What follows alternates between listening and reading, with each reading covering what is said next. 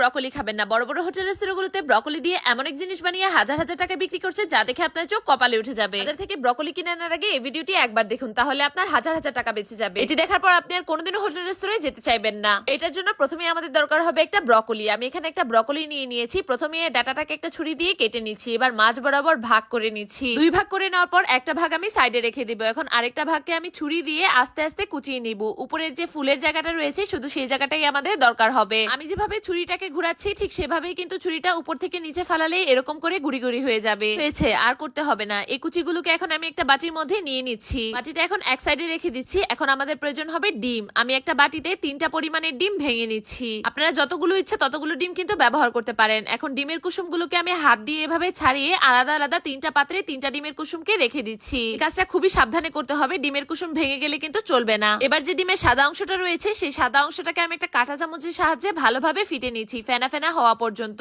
এখন একটা সাইডে রেখে দিয়ে ব্রকলি কুচির উপরে আমি দিয়ে দিচ্ছি কিছুটা পরিমাণের পেঁয়াজের কুচি। এবার হাতের সাহায্যে খুব ভালোভাবে এটাকে একদম চিপড়ে চিপড়ে মিশিয়ে নিতে হবে। পেঁয়াজগুলো একদম নরম করে ফেলতে হবে। এখন আমি দিয়ে দিচ্ছি কিছুটা পরিমাণে কুচানো কাঁচামরিচ। ডিমের যে সাদা অংশটা আলাদা করে রেখেছিলাম সেটাকেও আমি এর উপর দিয়ে দিচ্ছি। এবার একটা কাঁটা চামচ দিয়ে ভালোভাবে এটাকে নেড়ে চেড়ে মিশিয়ে নিতে হবে। এখন লাগবে লবণ। আমি স্বাদ অনুযায়ী কিছুটা লবণ এখানে দিয়ে আর কিছুটা পরিমাণে আদা রসুনের কুচি দিয়ে দিচ্ছি। এবার এটাকে ভালোভাবে মিশিয়ে এরকম গোল একটা চামচ নিয়ে নিতে হবে। এখন একটা প্যানের মধ্যে অল্প পরিমাণে তেল দিয়ে নিচ্ছি। এবার যে গোল চামচটা ছিল সেটার সাহায্যে আমি ডিম আর ব্রকলির মিশ্রণটাকে গোল গোল করে এখানে বসিয়ে দিচ্ছি। যতটুকু মিশ্রণ আছে ততটুকু মিশ্রণ দিয়ে এখানে 3টা বড় বড় গোল আকৃতির করে আমি এখানে দিয়ে নিয়েছি। যতটা সম্ভব আমি এখানে গোল করে নেওয়ার চেষ্টা করছি চামচ দিয়ে। এখন যে কুসুমগুলো আলাদা করে রেখেছিলাম প্রতিটা ডিমের উপর প্রতিটা কুসুমকে বসিয়ে দিচ্ছি। সুন্দর সবুজ সুন্দরী ডিম পোচ হয়ে গিয়েছে, দেখতেই পাচ্ছেন। এখন 1 মিনিটের জন্য এটাকে ঢেকে দিচ্ছি। কিছুক্ষণের মধ্যেই কুসুমটা হালকা হয়ে গেলে এর উপর দিয়ে আমি কিছুটা পরিমাণে লবণ ছিটিয়ে দিব। কুসুমের জন্য লবণটা আমি আলাদা করে দিচ্ছি। এখন আরো কিছুক্ষণের জন্য আমি ডিমটাকে ঢেকে দিব। কিছু এখানে সবজি আছে, প্রায় 3 থেকে 4 মিনিটের মতন আমি এটাকে ঢেকে রেখেছি। এতে করে ব্রকলিটা কিন্তু সেদ্ধ হয়ে যাবে আর কুসুমটাও ভালোভাবে হয়ে যাবে। এখন আমি নিচ থেকে এটাকে ছাড়িয়ে নিচ্ছি। আমি একদম লো ফ্লেমে এটাকে করেছি, এতে করে কিন্তু ডিমটা নিচে থেকে লেগে যাবে না। আপনারা চাইলে এটাকে উল্টে অপর পিঠটাও ভেজে নিতে পারেন। আমি কিন্তু এখানে ডিমটা কাঁচা কাঁচাই রাখছি। আমার কাঁচা কাঁচাই কিন্তু এটা খেতে পছন্দ।